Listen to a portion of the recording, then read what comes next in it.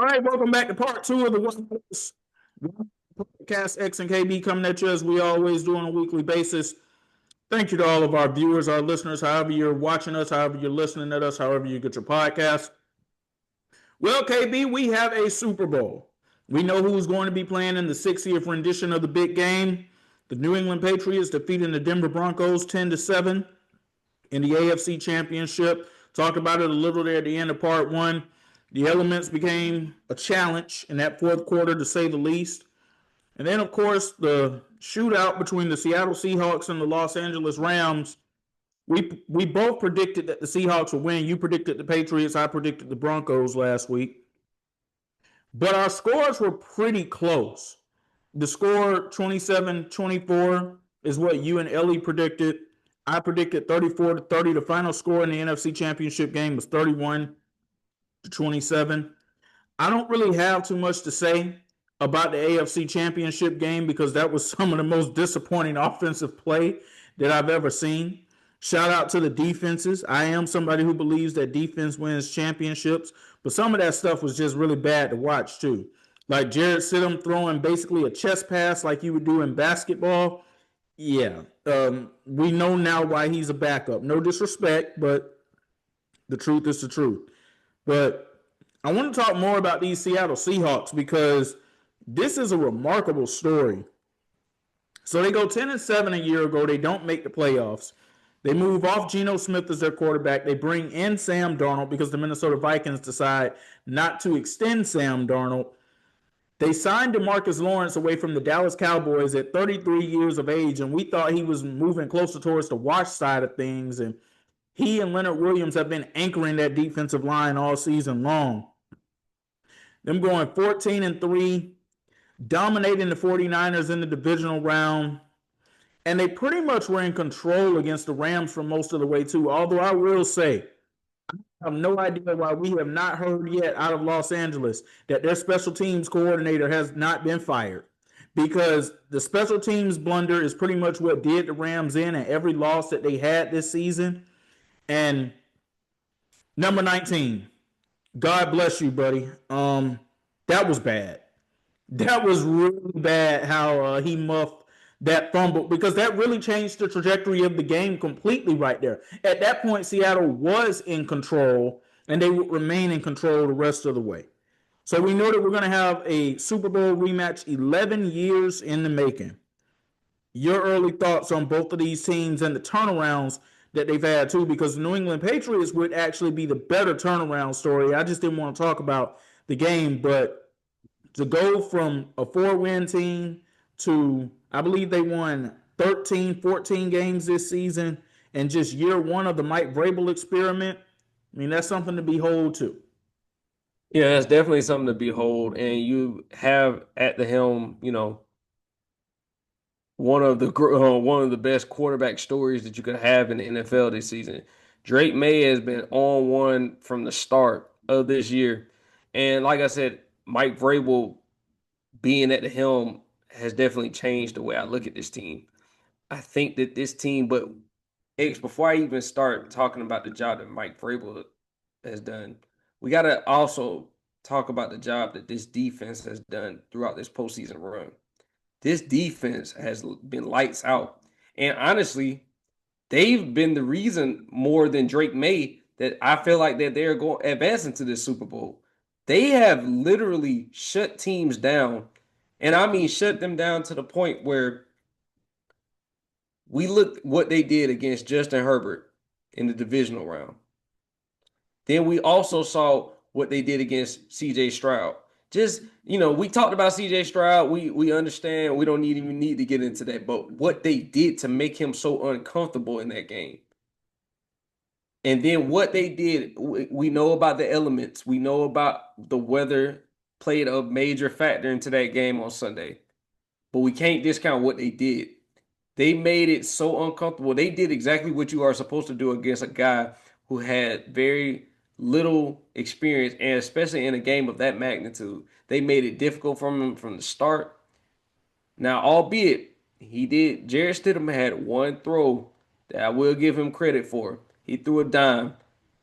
But once that was it, that was it. They literally locked in on defense, and he had nothing else. Because we always talk about the performance of a quarterback, especially a guy thrust into a game like that. But we got to look at who was on the other side and what did they do to make it so uncomfortable for that person. I think that this Patriots team right now, because it's not like Drake May has been like lights out this postseason. He's thrown for 4 touchdowns and 2 interceptions. He hasn't just been like, and I think he has a passer rating right now of 85. It's not like he's just been setting the world on fire. Now, while he is going to more than likely be the potential MVP of the league, they've had to find a different way to win games because their offense hasn't been just this offensive juggernaut throughout the postseason. Now, let's flip it over to the side of the Seahawks. The Seahawks, on the other hand, have been winning games with their offense. They have been making plays on defense, but this is kind of like a clash of two different styles right now. We have a team that's hit their stride on defense, and we have a team that's continuing to dominate games on offense. Sam Darnold looked good, and there were a lot of questions coming into that game on Sunday. How was Sam Darnold going to look? I think he silenced a lot of people, including myself, because I did not know what he was going to look like. Before you continue with the Seattle Seahawks, I have to bring up the Minnesota Vikings. I ain't going to bring up the New York Jets. They've struggled to develop a quarterback for a long time. The last quarterback that was developed properly by the New York Jets was Chad Pennington. You're going back more than 20 years at that point. But the Minnesota Vikings had this man in their building. They went 14-3 with him last year. And because of some games down the stretch, you question if he was the guy going forward. You thought that J.J. McCarthy was potentially a better answer for you than Sam Darnold. If you were Justin Jefferson and you were watching that game on Sunday, maybe it wasn't a loud thought, but a somewhat silent thought had to run through your head. Am I going to be able to accomplish the things that I want to accomplish here in Minnesota? Because this was literally your quarterback last year. You and him were doing what he and Jackson Smith and Jigba have been doing the entire season.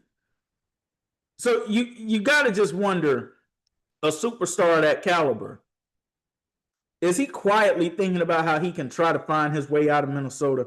Because I don't see things improving too much at the quarterback position from where they are now going into next year. Like you said, those thoughts definitely crept into his mind because now you stuck with nine, and nine ain't looked good all season. Whether he was healthy, whether he was dinged up, he didn't look good. And so, yeah, you got to look at grass ain't always greener, man. Like y'all went young guy, you wanted to go with JJ McCarthy, and now you're seeing the effects of going with JJ McCarthy.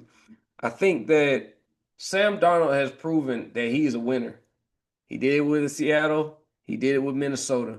And like I said, I don't want to hold the Jets tenure against them because, like I said, that was the Jets. They've been a dumpster fire.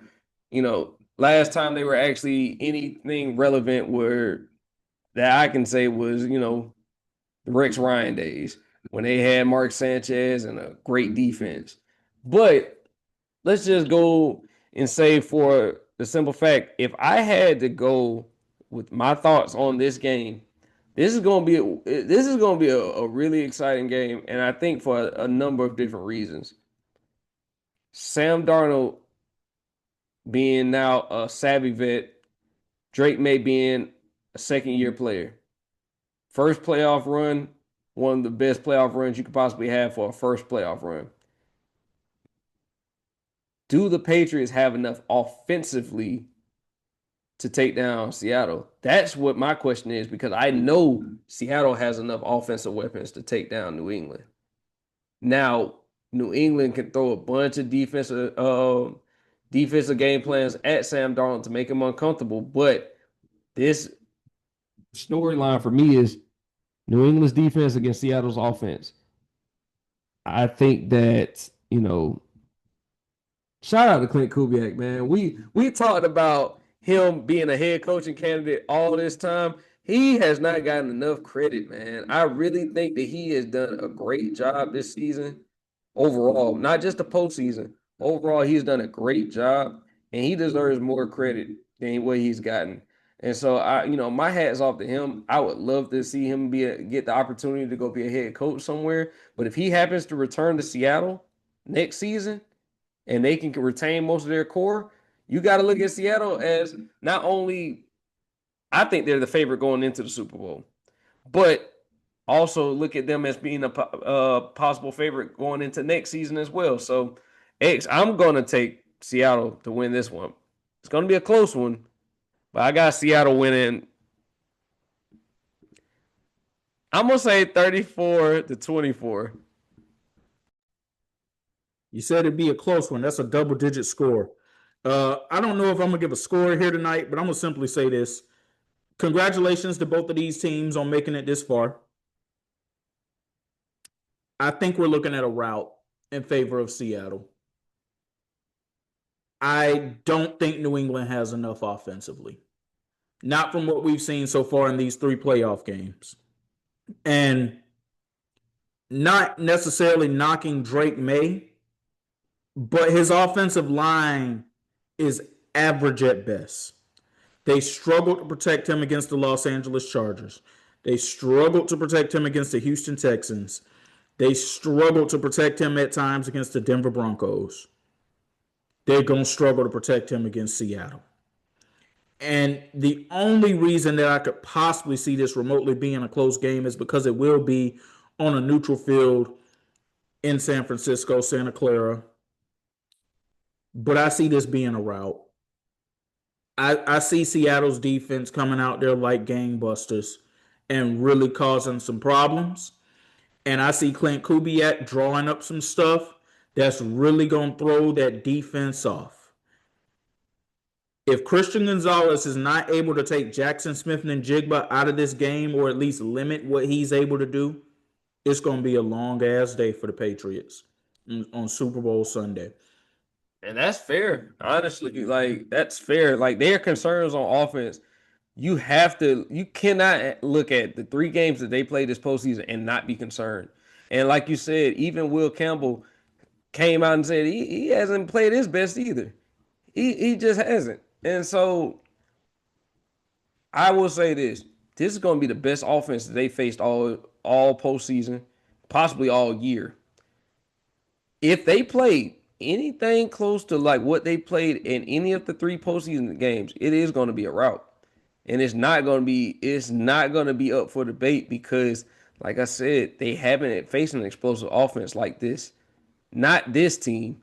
And while this may be the best defensive team that I think that Seattle's faced this postseason, I think Clint Kubiak has enough that he can throw at the Patriots to where like you never know what's going to happen. I think that even with Christian Gonzalez, while I would expect him to shadow JSN, I don't know if he'll just do it if this is going to be just a one-on-one thing for him. I think that they're going to try to throw multiple people at him, and I think that might be a mistake. I think that with a guy like JSN, you got to get physical with him because if he gets free releases off the line, it's pretty much it. You already know he is going to more than likely. Well, I'm not going to say more than likely, but he has a great chance of being the offensive player of the year as well. So he has big playability. If you do not get hands on him and get hands on him early, and he gets into a rhythm, he's going to make life hell for you. And Sam Darnold, all he has to do, for me, manage the game. You don't necessarily have to go out there and be a world beater. You just have to manage the game and not lose the game. If you can do that, Seattle can win because they have enough. I think that they are the most balanced team because of the fact that we've seen them dominate games on defense as well. But we know what they can do on offense. That is where the difference comes with me and between them and New England for me. I do not think that New England can keep up. I'm all for it if they do because I want to see a great competitive Super Bowl. That is from a fan perspective. This isn't my team. Neither one is my team, but I want to see a great game. I love football. I want to see two teams go at it for the majority of the game. And then we'll see who really wants it more. But I do think that they hold not a slight edge, but a good size edge in this game because of that element of being able to generate offense from the start to the finish of the game. We've seen it numerous times. We saw it in the second half of a game against LA. We just saw it again against LA when it counted for the most, counted the most. So we saw them do it against quality competition. I don't think New England has enough to keep up. And you mentioned if this would be Clint Kubiak's last game, if he would come back next year. I think he's on his way to Vegas to become the head coach of Fernando Mendoza. That's what I think is going to end up happening with that situation right there. But once again, congratulations to the Patriots and the Seahawks. We'll talk more about them next week for sure as Super Bowl week gets underway. Transitioning over to the NBA now, and one of the faces of the game might be on the move, KB. Giannis is reportedly looking for a new NBA home. ESPN senior NBA insider Shams Charania dropping that report earlier today that Giannis is exploring interest and the Bucks are right there with him. They're listening at teams, and we've seen so many reports come out in the past few hours that apparently the Golden State Warriors appear to have the best trade package available to acquire his services. And I find that interesting because that package is centered around Jimmy Butler, Jonathan Kuminga, and picks.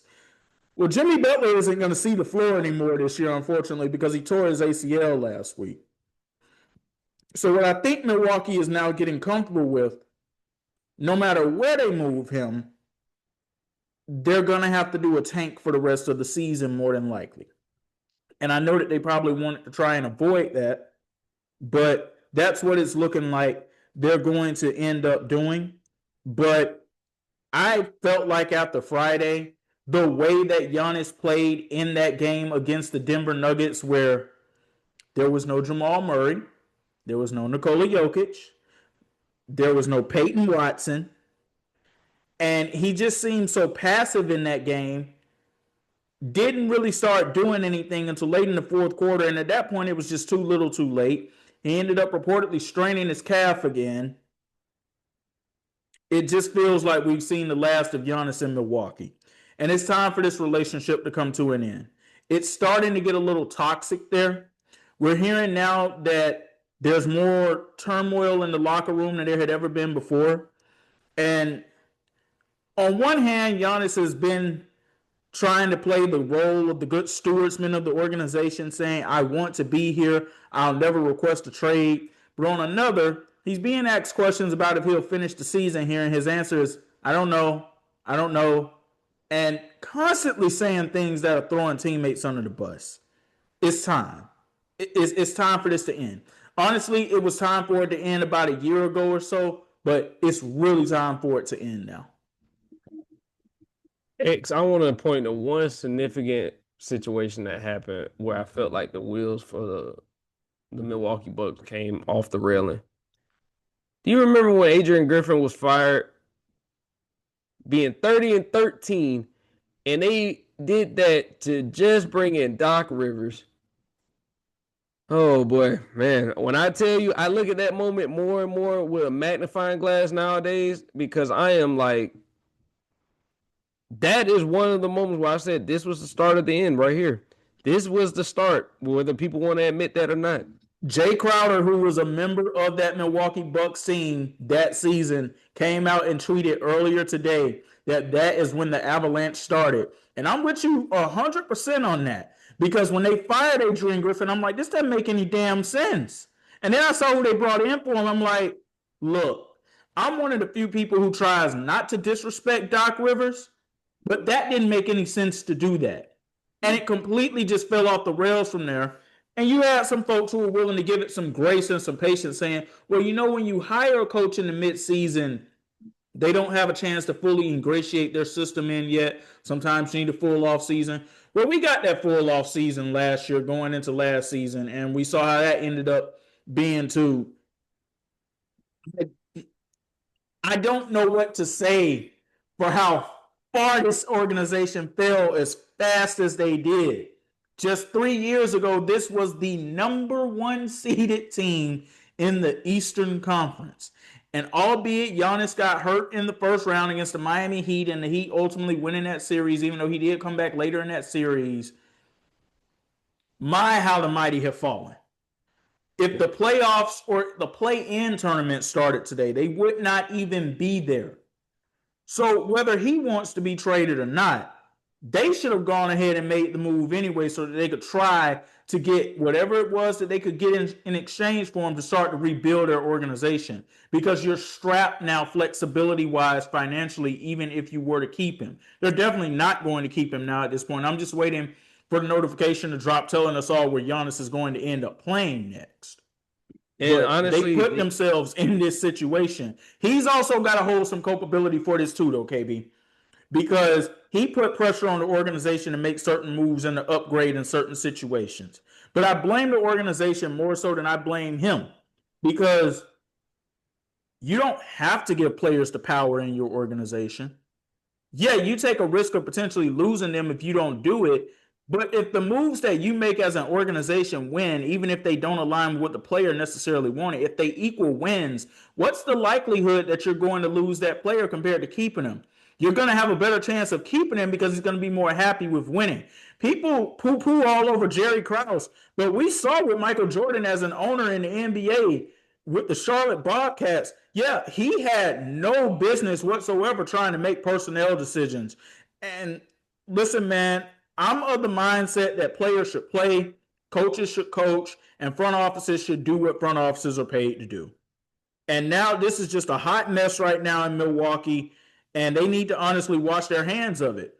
And they need to do it quickly because I got a feeling now, honestly, that his teammates have lost respect for him, especially with all of this throwing under the bus stuff that's been going on lately.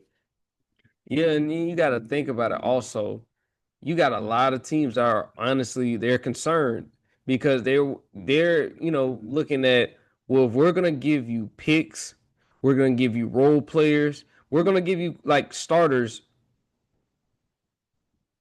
We are concerned that Giannis's injury history, especially this season, that if we're talking 3 seasons ago, Giannis trade value was through the roof. There's like nobody that was actually untouchable, I felt like, when it came to Giannis. Now it's kind of like, all right, well, do I really want to get rid of my, franchise cornerstone for Giannis? That's been a question for a lot of teams. And the packages that I've seen have been honestly some of the craziest things I've ever seen in my life for a package. Just imagine whatever Houston had to give up to get Kevin Durant times like 10. That's exactly what it's going to take to get Giannis. It's going to take a couple of first round. It's going to take multiple first round picks. It's going to take some. It's going to take possibly some pick swaps. It's going to also take some role players. It's going to take a lot. Now you have those teams out there that can offer some intriguing packages. You do. The San Antonios of the world, the OKCs of the world, the Atlanta Hawks can even put their name in it, even though I don't feel like when it comes to those other two teams, they can offer as much, but they do have an intriguing piece that they can offer. Now, when it comes to Giannis, you have to think about it also. If we're going to strip our franchise of a lot of key assets, what will we look like post this Giannis trade?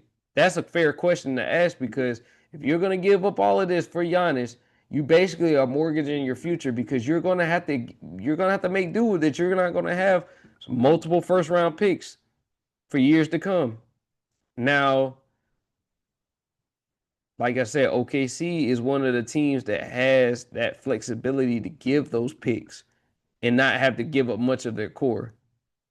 I could see a OKC making a run for a Giannis if he's available because they have the picks. Now you have to think about it. Do you want to mess up the chemistry of your team, especially if you're a contending team that's looking at being a potential, NBA final, making an NBA final appearance this year? I think that when it comes to Giannis, the concerns are legit. He has been more dinged up as of lately in the past couple of years than he has been in his whole career. But I do still feel like his ceiling, we know he can be a top 3 to 5 player in the world. if you are a team and you're worried about your draft picks, especially ones that are outside of the top 10, you also have to use this metric. Do you feel like that whoever you would pick outside of that top 10, even inside of the top 10, do they have top 3 to 5 player as their ceiling? Because if you feel that they do, you don't make that trade. Because I do think this is going to be a franchise altering trade, regardless whether it could be good or bad. It's going to be a franchise altering trade no matter who gets them. I don't know who would be the one team that would stand out, but I have a couple of teams that could make a play for them. And so, this is going to be intriguing. Up until February 5th at trade deadline, it's going to be one hell of a circus, man. I can't wait. Like I said, my notifications are on. My phone is on loud. I got to hear it. I got to see it. I know that this is almost inevitable that it'll get done. When it gets done, it could go all the way up until February 5th. Honestly, it can go all the way up until the closing minutes of the deadline. I don't think it will, but I think that this is going to be one of those things that's, we're going to see something crazy happen in the next 2 weeks. I'm sorry, next week. I'm sorry. So you said you got a couple of teams there. I think OKC honestly is the one that makes the most sense for Milwaukee if they really want to make the deal. But another intriguing situation, and this started popping up more this evening, I think you got to give a look at the Minnesota Timberwolves. They got some intriguing pieces there. I don't know about draft picks wise, but say if you can get a Jaden McDaniels, another one of those young players, possibly potentially a Nas Reed, go along with it, and you're talking about putting Giannis and Ant-Man together, talking about some Showtime fireworks type of thing for the playoffs at that point. I don't agree with that whole Golden State Warriors thing that came out earlier today, though. No, no, no, no, no, no. I That don't agree with honestly that might be the whatsoever. worst package I've heard. Like, if yours is centered around a mid 30s Jimmy Butler, like if that's just torn his ACL, I mean that does nothing for me. I did want to stop you just because I had to ask you, were you aware of the rumblings that Cat could possibly be involved in a deal for Giannis? Yes, but I think the only way the Knicks can get Giannis is if you get a third team involved in it, to be quite honest with you. Because they don't have enough draft capital wise. Because they gave it all up for Mikal Bridges, who would also be on the move in this deal. Mikal Bridges was also rumored to be involved in uh, a potential trade to Portland to acquire Drew Holiday and possibly receive some of that draft capital that they gave up in order to get Mikal Bridges to New York. I think that it's a lot of different variables in that happen. And I'm not sure. Like I said, like you honestly just said that OKC makes the most sense. It does, because honestly, I feel like they could offer the most picks without having to really affect their core. Their core is the most important thing that OKC has right now. The picks, yes, they have everything, and they're talking about starting over and rebuilding this franchise and this team from scratch. I think that OKC makes the most sense. Like I said, San Antonio offers another intriguing package as well, though, with their You young bring pieces. you bring up OKC's core though. Here's the thing. I don't know that I view OKC's core the same way that I viewed them 2 months ago. J Dub hasn't been able to stay healthy all year. And I don't know if injuries were affecting his play when he came back or not. Chet Holmgren is not consistent enough. It's Shea and it's everybody else out there. Somebody else can go out there and give you some form of a good night. But I said this already and I'll say it again. If Giannis is in Milwaukee throughout the remainder of the season and Oklahoma City goes home in either the second round or the conference finals, or depending on the fashion that they would lose in the NBA finals, if they make it again that far, I see a scenario where this offseason, Giannis could end up getting shipped out to OKC. Because I'm starting to have questions now, KB, on is there at least one team in the East that I think could push OKC around a bit? And there is one, but there's some things that got to happen with that team that I think are going to happen with that team that could make it happen, and that would be the Boston Celtics. Because Jaylen Brown has been carrying this group, and he's been the number one option throughout the season, and he's done a masterful job. Have you seen the videos of Jason Tatum lately as he continues to recover from that torn Achilles? He's coming back at some point this season. And the Celtics also could make a move at the trade deadline to get a big in there, somebody like a Daniel Gafford or something. All of a sudden, they now look like an intriguing situation. One that I would definitely pick at that point if all those variables fall in place to at least win the Eastern Conference. But because of their championship pedigree and experience that they have, I wouldn't necessarily say that they couldn't go win the whole damn thing either. Yeah, and it was reported a couple hours ago that the Clippers rejected a trade package that would have sent Ivica Zubac to the Boston Celtics in exchange for Anthony Simons. I believe it was a first round pick, and I'm not sure it was something else involved in that trade. Um, but yeah, I do see them if they make a play for a big man with the Jason Tatum coming back. It's like they picked up right where they left off. It really is going to be scary hours for the NBA because, like I said, even if you get a Daniel Gafford or someone like that that fits that lob play style with a Peyton Pritchard, you got a lot of unselfish guys on Boston. You got a Peyton Pritchard, Derrick White. You got guys like Sam Hauser. You got guys that literally are they fit the mold of what Joe Mazzulla is, putting together, which is, we're gonna play physical, we're gonna play team ball. Jaylen Brown is the spirit. He spearheads that whole thing. He's been playing. I can honestly understand why he was an all-star starter this year. He has been balling. We always said, what would he look like as a first option on his own team? Well, we see he damn good. He looks good this year. So, KB, I said years ago the Miami Heat needed to make a play for Jaylen Brown. I said years ago, hey, the Atlanta Hawks, you need to make a play to bring Jaylen Brown back home. I said that years ago. And this is when you could have paired him and Trey together. Yeah, well, so much for that, huh?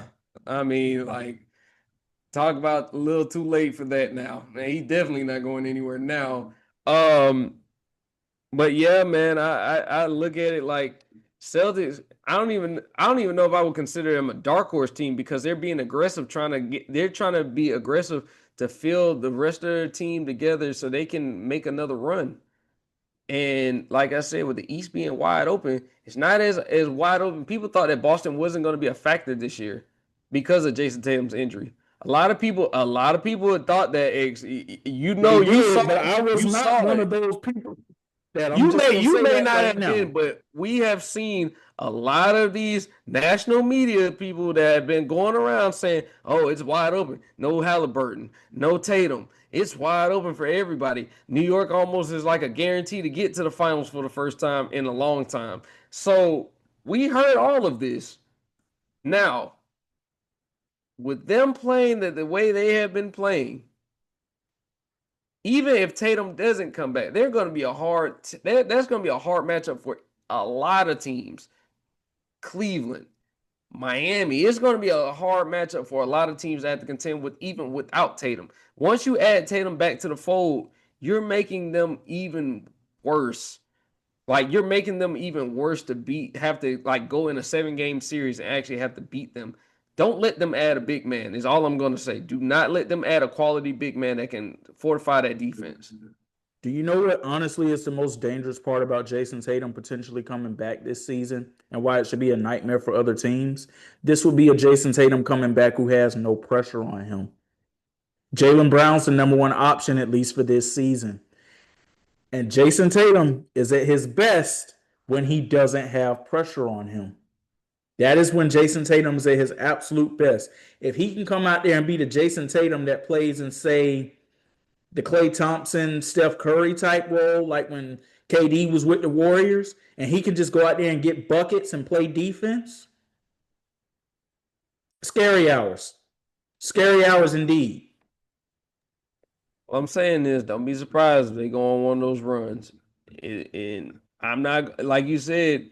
You may not have been the one, but I know it was a lot of people that having to eat crow because of the fact that they opened their mouths too soon and they underestimated his talent and what he can do as a leader of a team. So, like I said, this Giannis thing is going to shake up the NBA both on both conferences. It's going to shake it up either way it goes because someone's going to come out of this deal being going from either a playoff team to an actual favorite. That is the amount of talent that Giannis has. Now, some teams actually are going to gut their franchise for Giannis. It's fair to say that, a lot of teams can't afford to do that. As great as the talent as Giannis is, they can't afford to because they don't have the flexibility.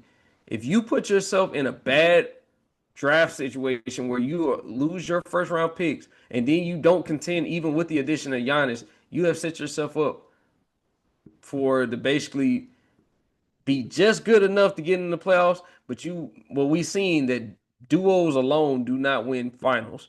We've seen trios alone do not win finals. You have to have depth.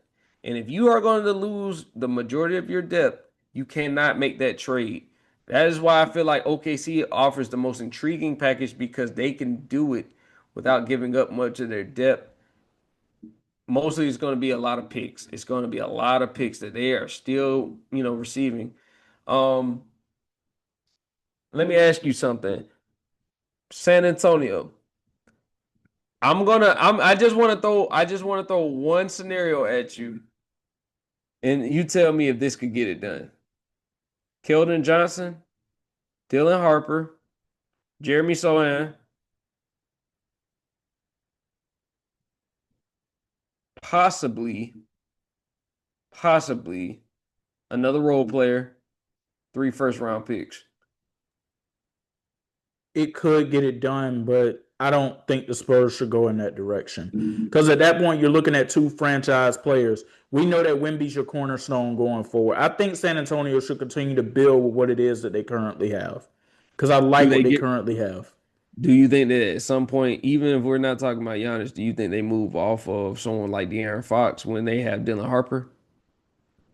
Yes, I do. Because it's only one ball to go around. Because there was one name that you haven't mentioned in that San Antonio core. Because if they ask for him in a trade, I hang up the phone immediately too, and that's Stephon Castle. It's only one basketball to go around, so eventually they are going to move off De'Aaron Fox because you're not moving off Castle and you're not moving off Dylan Harper. And like I said, Wemby's the cornerstone going forward. Yeah, I agree with that wholeheartedly. I think that those are two cornerstone pieces that you honestly, I would make all three of them untouchables. You can have the rest. You can have Keldon Johnson.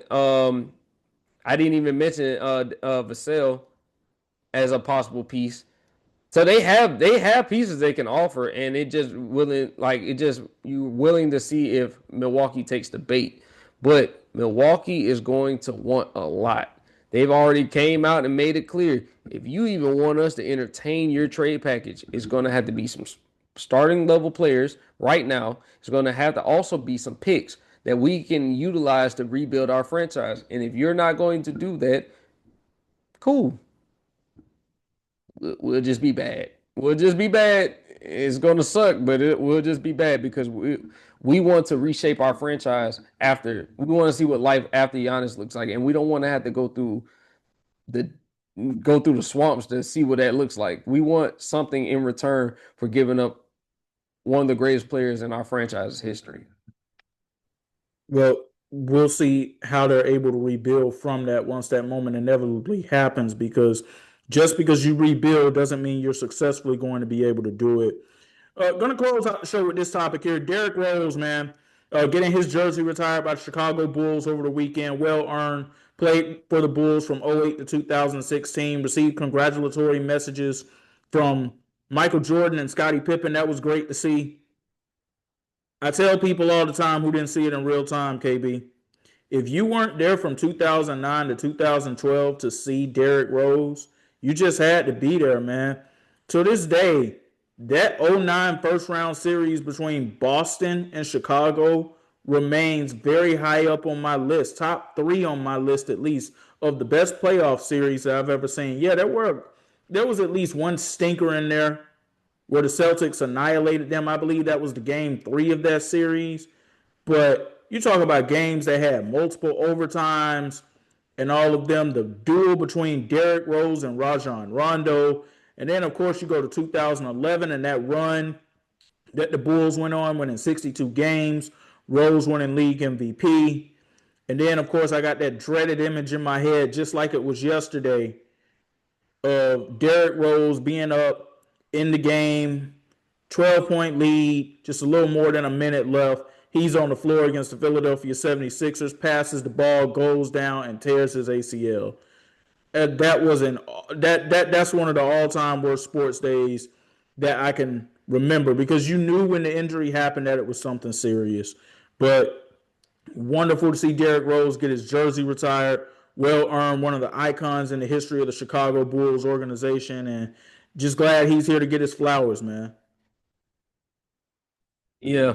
Um, Honestly, man, well deserved. Still will be amongst one of the greatest what if stories ever.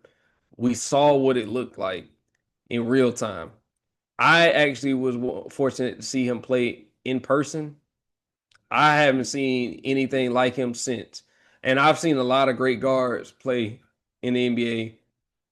The body control, the handles far bar none, man. There's always a comparison between him and Russell Westbrook on who is the more athletic point guard. I'm telling y'all, as somebody who watched him in real time, it was Derrick Rose. No disrespect to Russell Westbrook, because Russell Westbrook is sensational. He's had an amazing Hall of Fame career. It was Derrick Rose, bar none. Derrick Rose, if he didn't have to run into the Miami Heatles, the Chicago Bulls would have been playing in the NBA Finals in 2011. Yeah, you're not lying. When I tell you his MVP season, I see a lot of people try to discredit it and say, "Oh, well, Bron should have won it." Bron was well deserving for that year, but Derrick Rose deserved that MVP. I don't think that people understand what he did to that Chicago Bulls team, what he meant to that city. Like we talk about Bron in the city of Cleveland. You got to understand, like Derrick Rose, we talk about sports icons in certain areas. I'm from the Atlanta area, so I know how much like a cultural icon like Michael Vick was.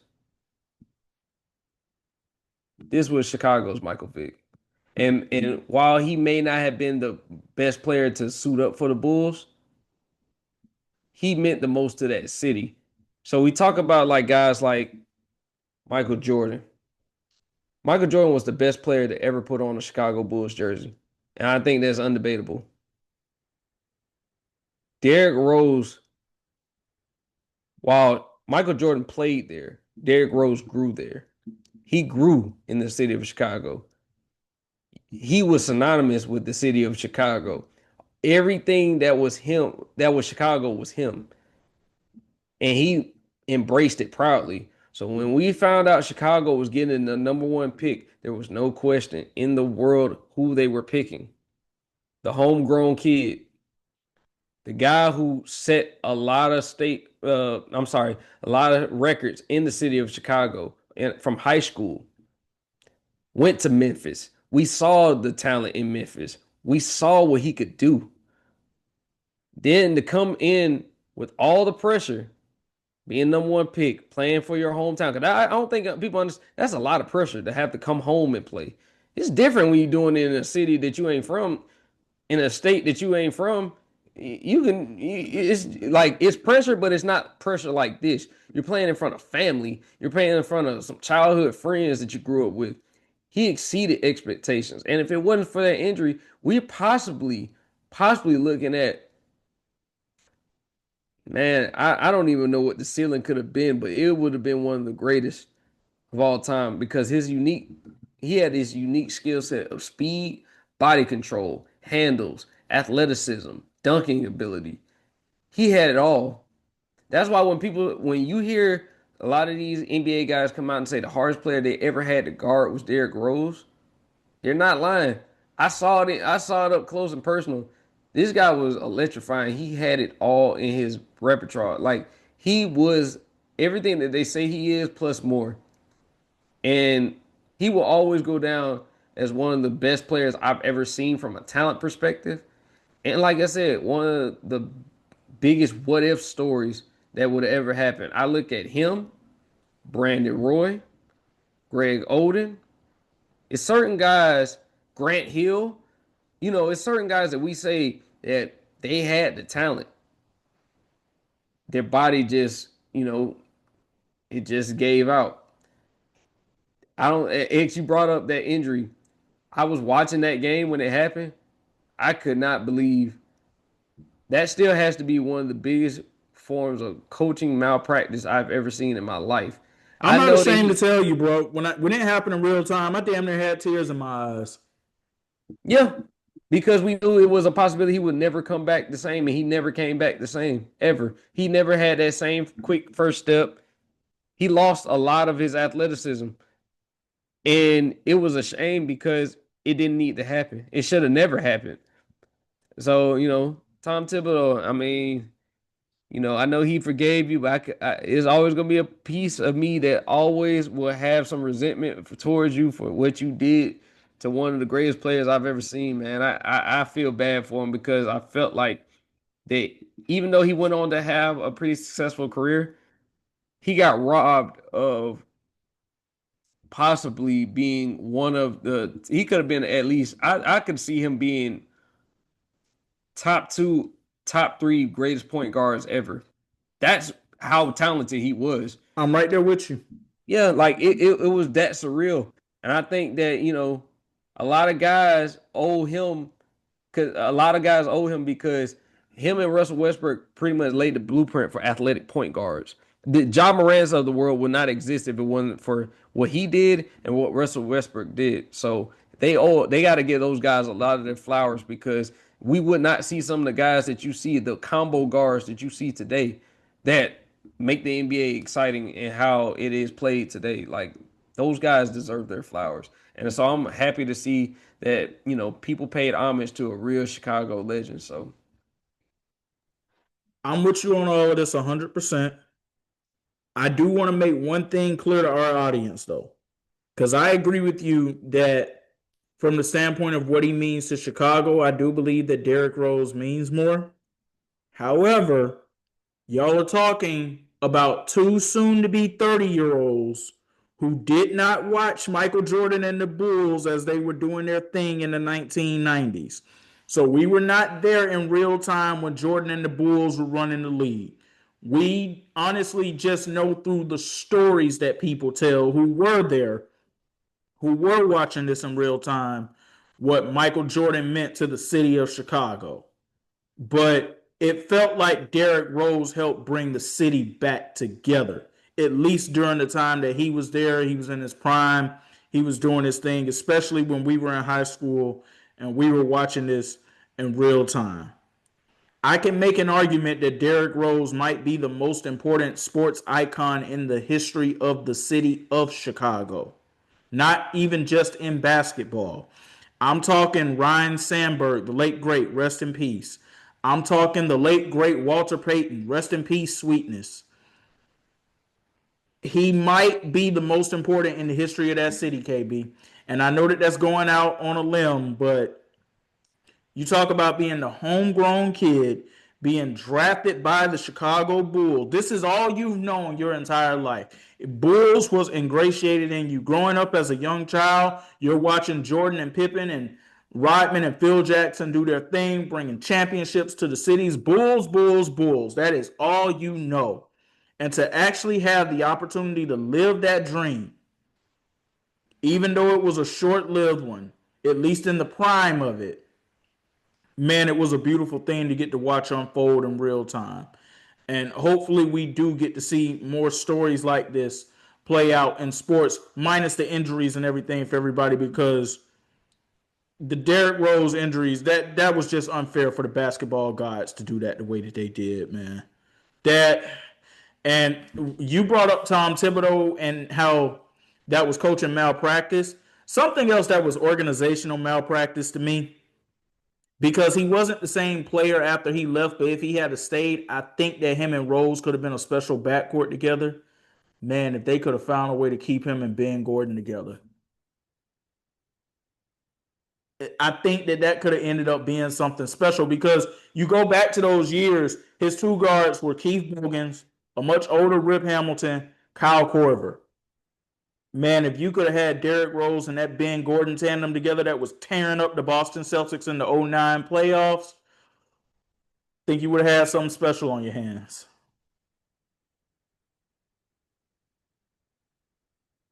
Yeah, and like I said, I saw that Boston series. Ben Gordon was that guy. You talking about off the dribble, spot up, he could do it all. Ben Gordon had one of the smoothest shots, and he was one of the best shot creators from the two guard position.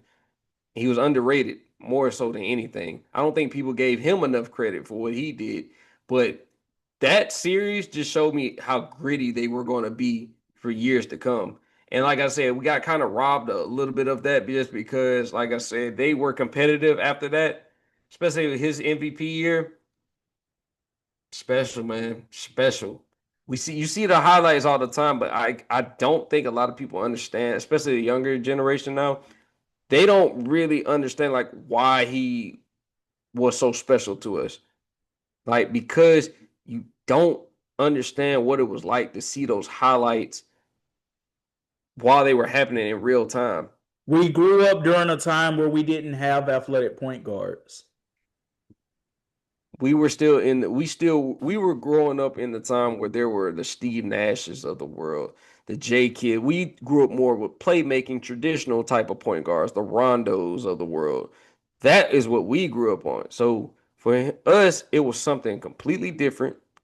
It was something that was needed for the game because, like I said, this was what the NBA was starting to transition into. Combo guards that were less like traditional guards, more scoring guards. That's what Derrick Rose was. That's what Russ Westbrook became. That is what it was. Like they were their own type of player. Like those were the archetypes because we hadn't seen it before. And that was followed up with guys like John Wall, Kyrie Irving. And they added their own little flavor and elements to the game. But like I said, those two will always be the gold standard when you're talking about athletic point guards. Always those two. Well, that's going to wrap it up for another edition of the Why Not Us, Why Not Now podcast. We appreciate y'all for tuning in and listening. We'll be back next week talking more about the Super Bowl. The Super Bowl week unfolds. For KB, I'm X. We're saying peace. Peace.